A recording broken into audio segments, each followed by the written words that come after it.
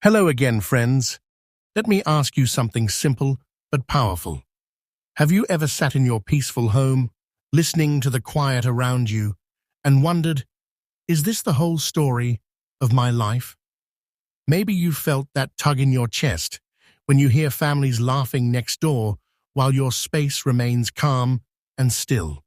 For many people in their later years, that calmness can start to feel heavy. It's not just sadness. It's something deeper. Research in the Journal of the American Medical Association shows that long-term isolation harms your body as much as smoking a pack of cigarettes a day. It raises your heart strain, steals your rest, and clouds your thinking. As a physician, I've seen this again and again. There's a huge difference between being alone and being cut off. And when you learn how to appreciate your own company, truly enjoy it, it becomes a source of calm, freedom, and health. Today, I'll share 6 simple, science-backed ways to turn empty solitude into nourishing quiet. These are drawn from real patients. Stay with me through number 6. It's the one that completely transformed a man named Edward, who once said, "I feel invisible." If this message already feels close to home, just write yes in the comments. It reminds everyone watching that they're not the only ones feeling this way. Approach 1. See quiet time as growth, not emptiness. From childhood, we're taught that joy comes from being surrounded by people, the bustle, the chatter, the full table. So when life quiets down, after kids move out or work ends, that silence can feel wrong. But here's the truth. That hush isn't a failure. It's your mind asking for space to heal. For decades, you've responded to everyone's needs: children, co-workers, partners. Your brain never truly rested. Scientists call this the default mode network. It's the part of the brain that strengthens memory and emotion only when we're still. When we drown silence with constant noise, we rob our brain of its own repair time. One of my patients, Evelyn, a retired teacher, told me she felt lazy when she read a book in the morning. We reframed that moment. Now, she brews tea, plays soft music, and reads guilt-free. She calls it her hour of peace. Her calm isn't idleness, it's recovery. So next time silence feels uneasy, pause. Breathe deeply. Instead of reaching for the remote, ask, what do I truly want right now? Maybe paint again.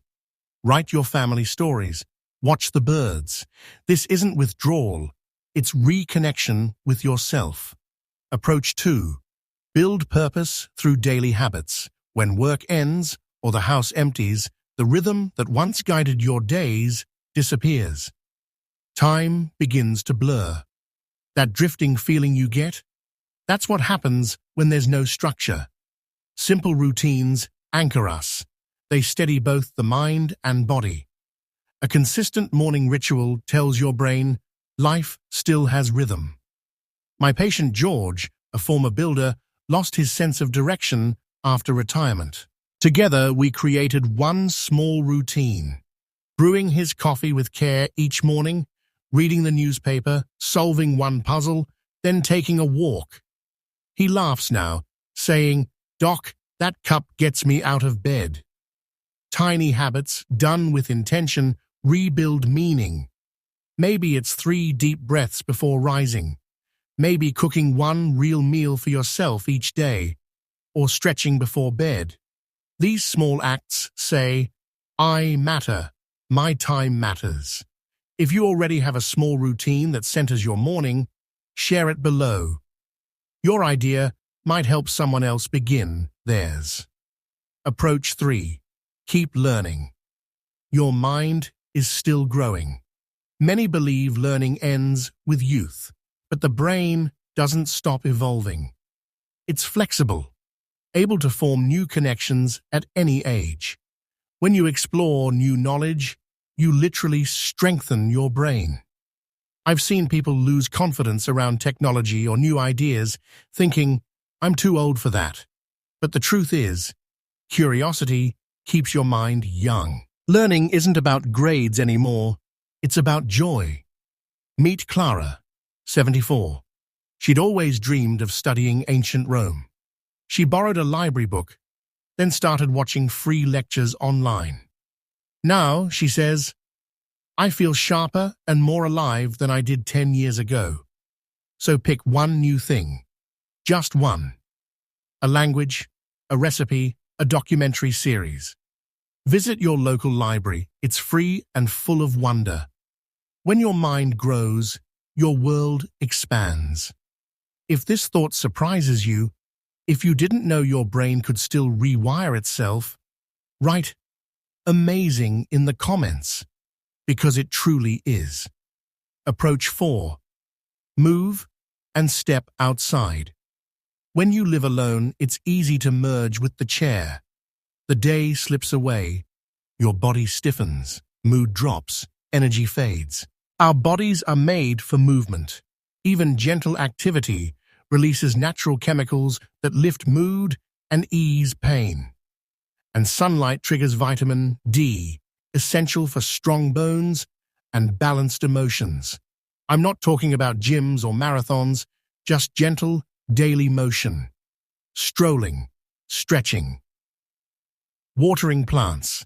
Henry, one of my older patients, had painful legs and rarely left his house. I suggested just sitting on his porch for 15 minutes each morning. Within a week, he noticed birds. Then he bought small plants. Then he started walking to the mailbox. He said, Doc, those birds are waiting for me. That's the power of nature. You don't need to climb a mountain. Just step outside, breathe the air, watch the clouds. If you can, care for one small plant. Tomorrow morning, step out for 5 minutes and take 5 slow breaths of fresh air. If you'll do that, write vital below. It's a promise to yourself. Approach 5. Practice gratitude and gentle self-talk. When you spend a lot of time alone, your thoughts become your closest company. Unfortunately, many people speak to themselves far more harshly than they would to anyone else. I'm a burden. I'm forgotten. I failed. This self-criticism is a leftover survival habit, the brain's old way of scanning for danger.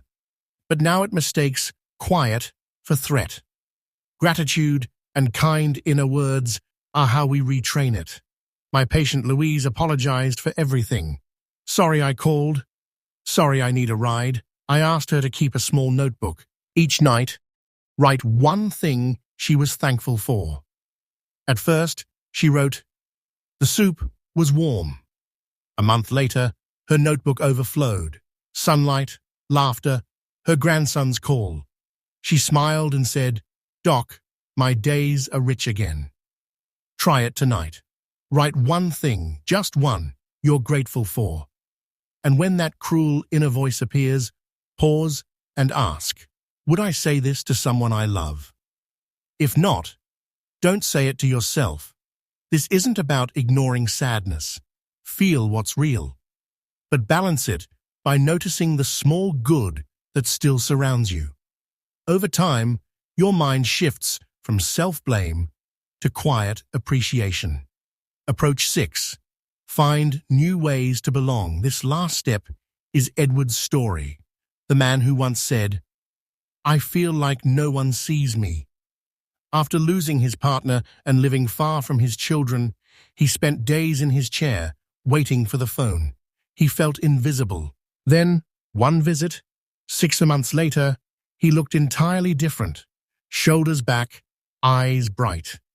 Doc, he said, I'm happier than I've ever been. What changed? He began volunteering twice a week at the local library, mending children's books. I don't talk much, he said, but every time a child reads one I fixed, I feel useful again. That's the heart of belonging. It's not about crowds, or endless social plans. It's about two deep human needs: feeling part of something bigger and feeling helpful. If you're unsure where to start, skip the search for friends. Search for purpose. Could you help at a community kitchen, read to kids, call a neighbor who's alone, or tidy books like Edward? When you serve, connection naturally follows. Take one small step this week, just one act of contribution. You'll be amazed how quickly the world feels open again. In conclusion, let's revisit Edward. Today, he still lives alone, but never feels lonely. His home is quiet, his garden small, but his life is full. He fixes storybooks, chats with the postman, and greets the birds outside his window. Contentment in solitude isn't luck. It's a choice. It's a set of small, daily practices that rebuild peace, meaning, and connection from within. So, one question before you go. What single promise will you make to yourself after hearing this? Maybe it's starting that gratitude notebook. Maybe it's that morning walk. Maybe it's turning off the TV and sitting quietly for 10 minutes. Write your promise below. It's your commitment to yourself, and it might inspire someone else watching right now. If today's talk gave you a bit of calm or clarity, tap like. It helps keep this circle growing. Subscribe for more weekly reflections on living well and aging wisely. And finally, think of one person sitting alone tonight, wondering if they still matter. Share this with them. You might be the gentle voice that changes their day. Thank you for joining me. Take care of yourself. And remember, you may live alone, but you never have to feel alone.